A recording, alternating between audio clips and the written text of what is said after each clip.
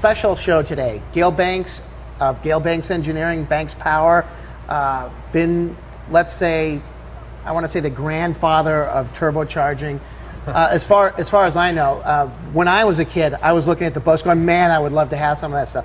We're here at his facility. We're going to take you through the grand tour. We're going to start, I think in the military section, we'll look at some machine shop, some diesel, some marine. We're going to try and touch as much as we can in our short period of time, and then hopefully round out the episode with some dyno runs and whatever we got cooking. I think it'll be a lot of fun for people to check out.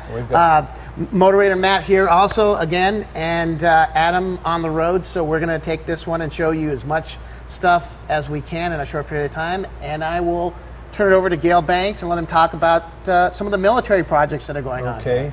We work from the center line of the crankshaft out. There's a lot of guys in the aftermarket who make things you bolt on the outside of the engine. But from the very first, we've been an engineering house. So we do contract engineering for a lot of companies that are civilian and military. And we're active at it. It's really going on. I want to start at the center of the crankshaft and take you guys over to Automotive Balancing Service, now Banks Balancing Service. This is the oldest balancing shop for engines in the United States. Yet we're so current that we're balancing crankshafts for Toyota, for Honda, for their high-performance stuff, and even Ed Pink, the old famous engine builder. He's down. Yeah. Is he still down in Van Nuys off of Raymer Street? Yeah, he is. And Ed Pink has been a customer of this balancing business since the very beginning. When I started out down in Linwood, I was next door to Automotive Balancing and Speedomotive, and we became like family. This is a diesel crankshaft out of a Duramax engine. We're chasing the RPM game with these things. They turn like 3,300 RPM in stock form, and most of the pickup truck diesels run that. That's a peak. I think about 3,500. Yeah, and this particular V8 engine, I kind of prefer over all the rest of them. We can hot rod these things way more than we can hot rod some of the other ones. And one of the things I'm pushing is high-speed, lightweight diesel. I see that as a future engine. In other words, the engine makes so much power and is so small and runs on bio or runs on stuff made from lawn clippings. I was going to lead you down the blue-green algae. I'm there. But we'll talk about the diesel. And one of the things that's kind of interesting is it looks like this crank is, let's say, severely lightened and knife-edged. So when you get done with this, what's your RPM move up to? We will get to the dragster in a little while. But this is for our top dragster. Okay. And right now we hold the ET record at a 718 with a diesel. We've never made it through fifth gear. We keep blowing the shifting into fifth at about 1,000 feet, and we've still run a 718. So I expect 680s, 670s or better, and 215 to 220, which for a diesel engine ain't bad.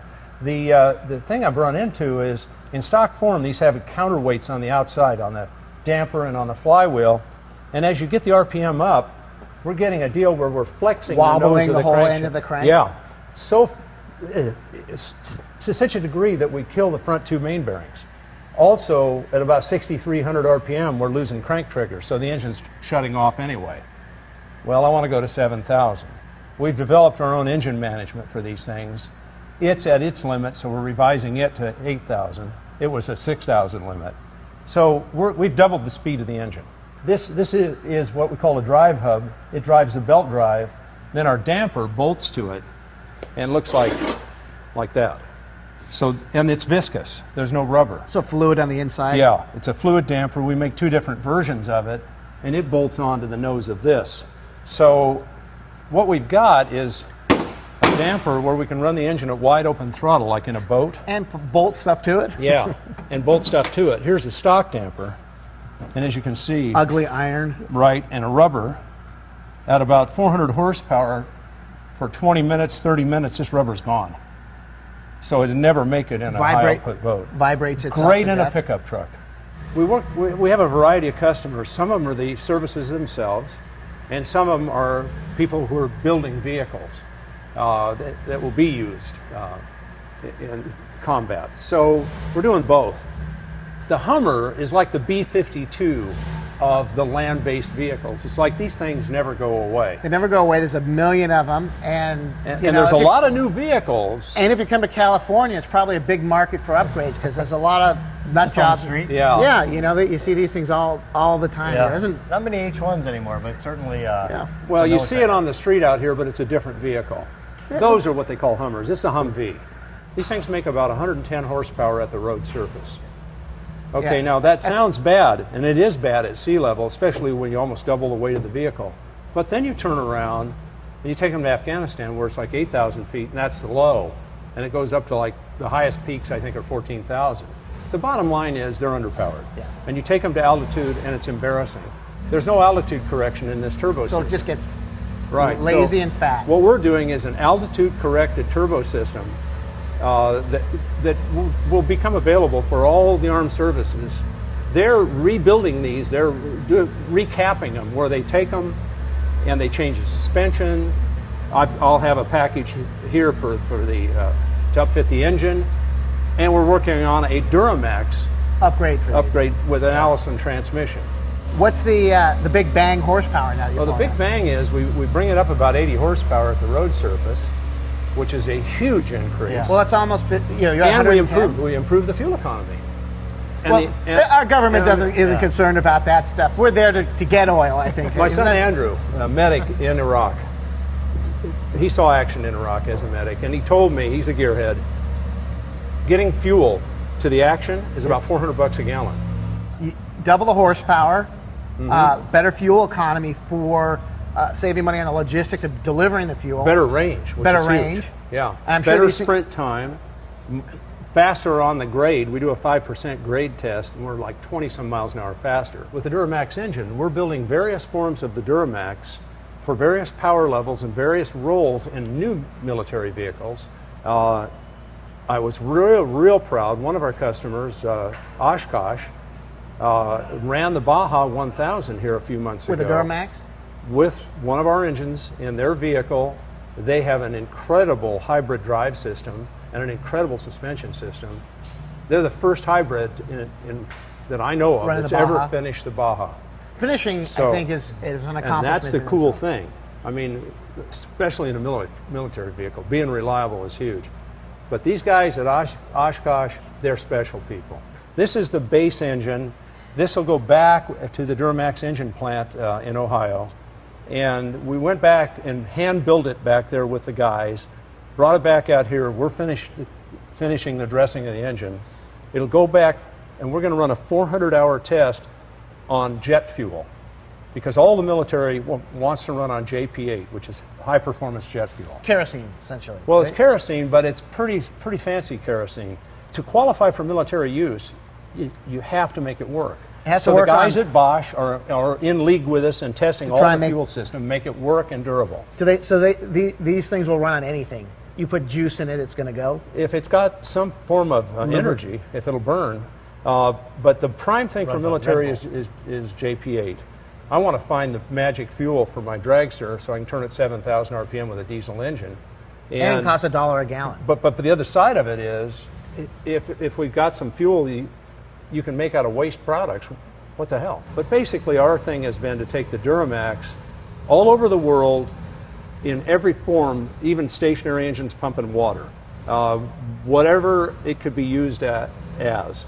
But one of the forms is this, which is the high-speed, like top dragster that we're doing here. And this thing has been a twin-turbo project. We're changing that. With two turbos, we're making about 1380. 1380. With a blower, I probably will stay in that range, 1,400 to 1,500 horsepower. But the thing I'm really interested in is staging and leaving.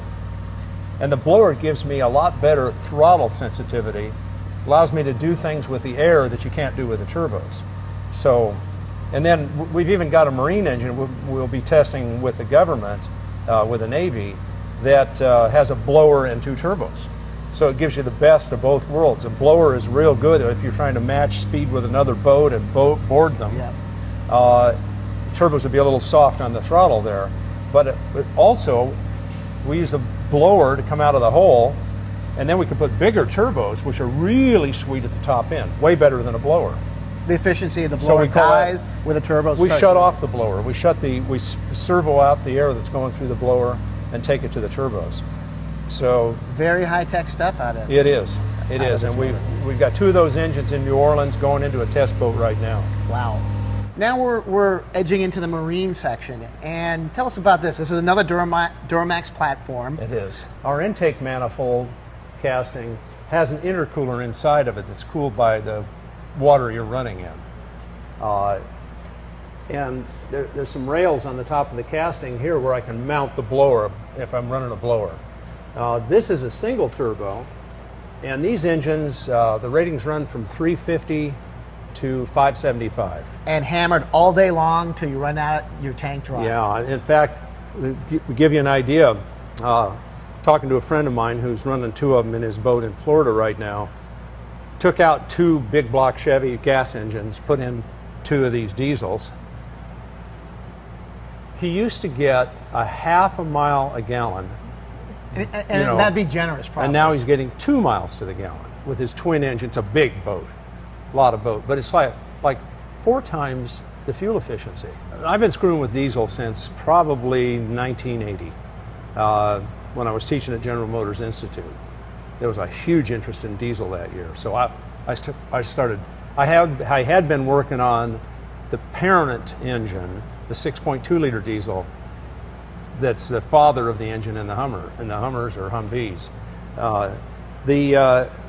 So it goes way back. The combustion, we're real good at the combustion process, but these things are just flat efficient. People talk about, well, diesel fuel costs more.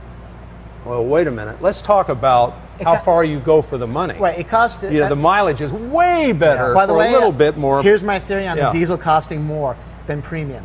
The diesel costs more exactly in the amount that it's more efficient because it's energy cost. That's always my. That's how they justified it when they pushed the cost. The production cost of diesel fuel is way less than it's regular. way less. They use it's everywhere, and it's just part of the oil scam that you have to deal with. But when you look at it at how much it really saves you if you're using something like a boat, it's huge because we would fill up. You could burn 400 gallons a day, easy. Yeah. And who's got $1,200 to go boating for a day? Exactly.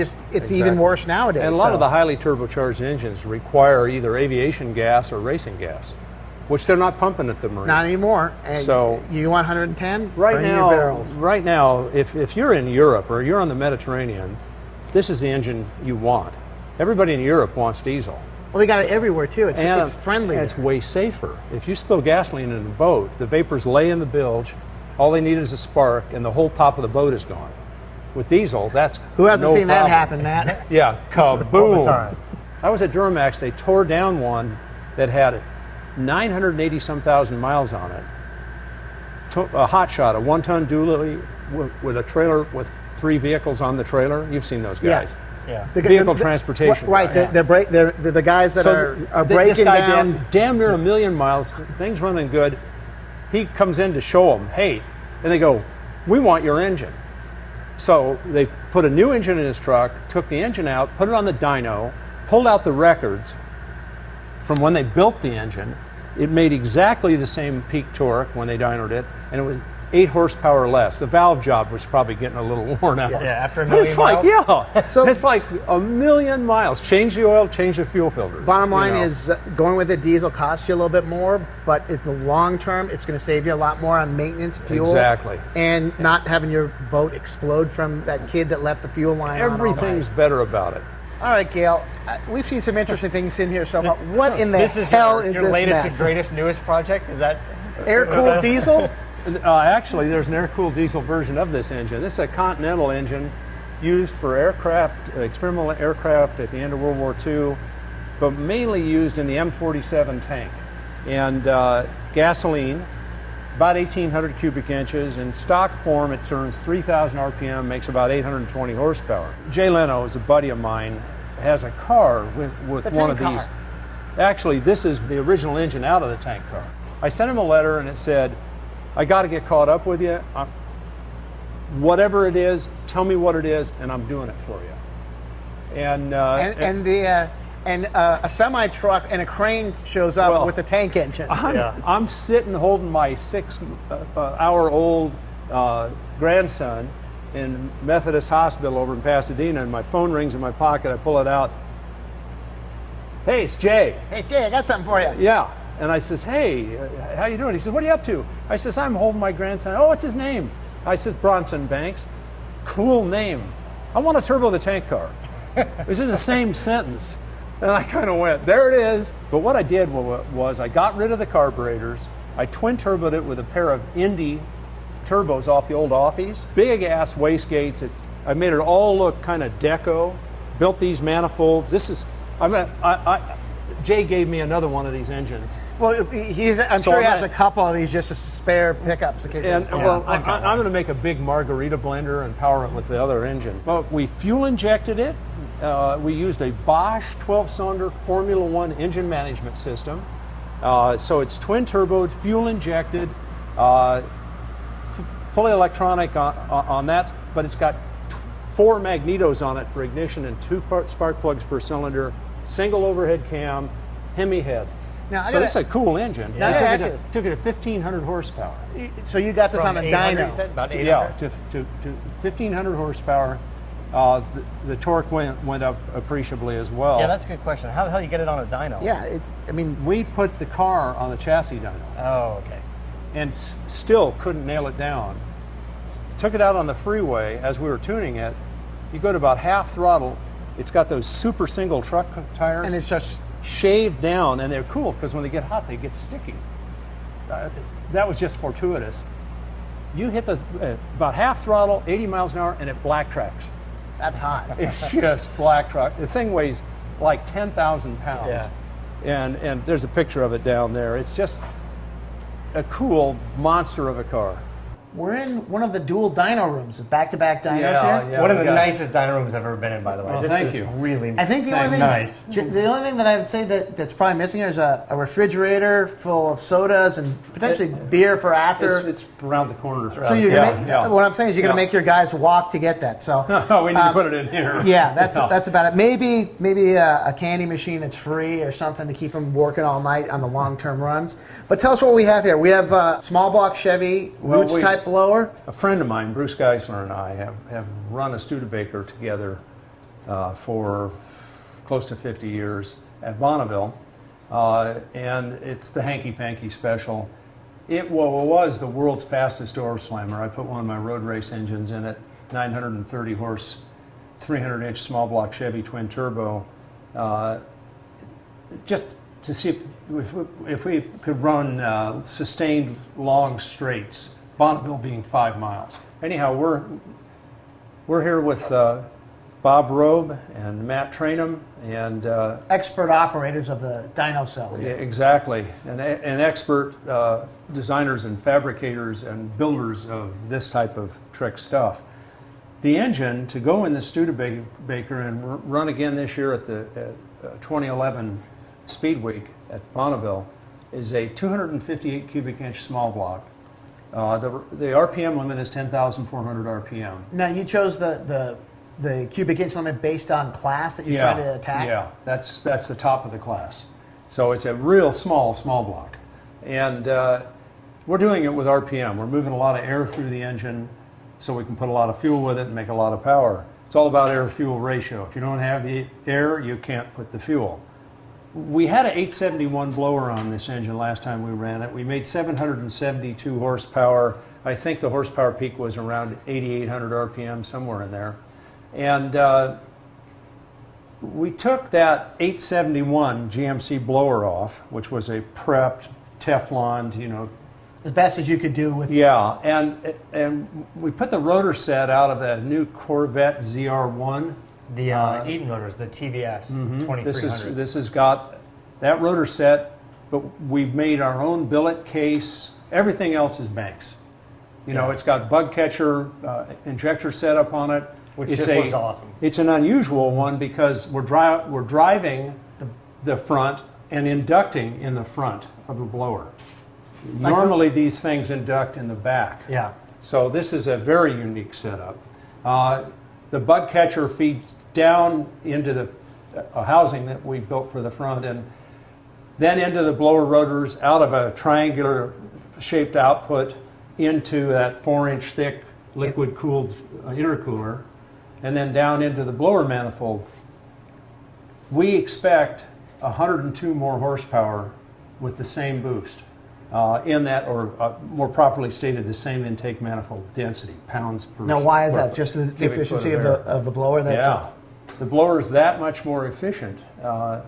It has less parasitic. So if we see 880 where we saw 770, 870, then we know it's a fresh build on the engine. It's a very, other than the fact it'll turn 10,000 RPM, which is kind of high for a pushrod engine, it's a very traditional engine otherwise. The crank is a de-stroked Timken steel billet made by the same guy who doing made, the diesel? Yeah, who's doing the diesel cranks. So you guys want to light it off. Basically, we're working out the air-fuel ratio and breaking in the engine, and at some point we'll be pulling the valve covers and running the valves before we get real serious about it. So let's light her off. All right, let's start out. It's got to get all the air out of the lines. By the way, there's no electronics on this engine. It's not legal. Hellborn pump? We run it in a nostalgia class. It's got Interlee injectors. It's got no hat nozzles in the hat at all. It's a dry blower, which really helps the fuel distribution. Most blown small blocks are all hat nozzle and no port. This is very unique in that it's all port and no hat. Yeah.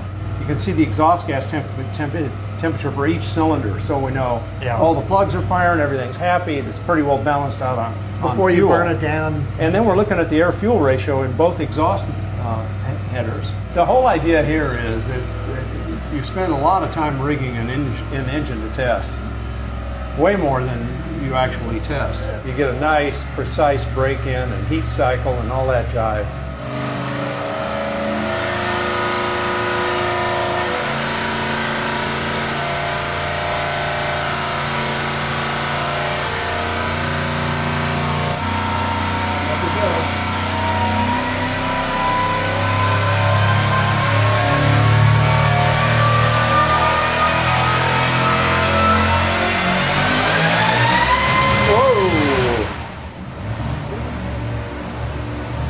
So we just finished off a quick preliminary pull on the blown small block Chevy. Right. And what did it make, about 1,000 horsepower, 900? Less than that, because the blower belt is slipping. One of the things we're going to have to do here, we're turning the blower twice the speed of the engine. So engine's at 8,000, the blower's at 16,000. So you're saying one full tailed out blower will be rolling at 20,000 RPM plus? Basically, discounting belt slippage. 18,000 is my personal limit for this thing. But I think what we're going to need to do now is instrument the blower shaft speed and compare it to the engine crankshaft speed and see how much slip we've got. It's not making the boost it should make. That's the bottom line. With a GMC blower, we had a toothed cog belt. Cog belt, so they don't slip. This one we're running a 12-rib flat belt, which is what I want to run, and so it's just going to be a matter of engineering the belt drive. It's a little bit more tuning, and This is the first time we've run this. A tremendous day here at Banks Engineering. A lot of cool stuff. I appreciate you taking the time to show us the motors, telling us a little bit of the history of your business, all the cool projects, marine engines. Drag racing, engineering. What aren't you doing? Going on maybe that's a fair thing. What aren't you doing? We're doing everything there is you can do with the engine or transmission and the electronics to control it. I know you have a bunch of products out now that are for people that can buy for their trucks, and you've got electronics, your Dash IQ product, which is really cool. Yeah, Dash mountable controller. The Banks IQ will fit in anything from 96 up, foreign, domestic, car, truck. We got 2000. We should pick one of those up on the way out of here, Jeff. This thing rocks because it's command and control for your vehicle. You can tune with it. You can do all kinds of stuff. Check your email. Watch movies. I don't know, but you can certainly control. You can do a Word document on it. I'll tell you that. That's a good start because I want to work on Word while I'm driving my driving your truck. This is the last thing we'll do a quick brief on. This is one of the things you mentioned earlier. A turbo kit for the straight six Jeep products. Right, we're doing the turbo kit for these, and then this is our own rock crawler that we're putting together, and then we're doing the V6 Jeep products right up to the new Jeep V6, which will be out in 2012. We're doing that one too. All right, well, let's throw this out. So, give us your website. bankspower.com. Feel free to roam around. There's so much stuff. We've been out there before. Yeah, there's so much stuff and so much more coming. We're going to be doing Gale's Insider News. I think you can sign up for that on bankspower.com, and I'm going to be telling everything I'm doing. Everyone sign up for the There'll Insider be video report. clips, the whole thing. Not a smarter guy in the business, I'll say that. How's that for a nice ride? Thank you.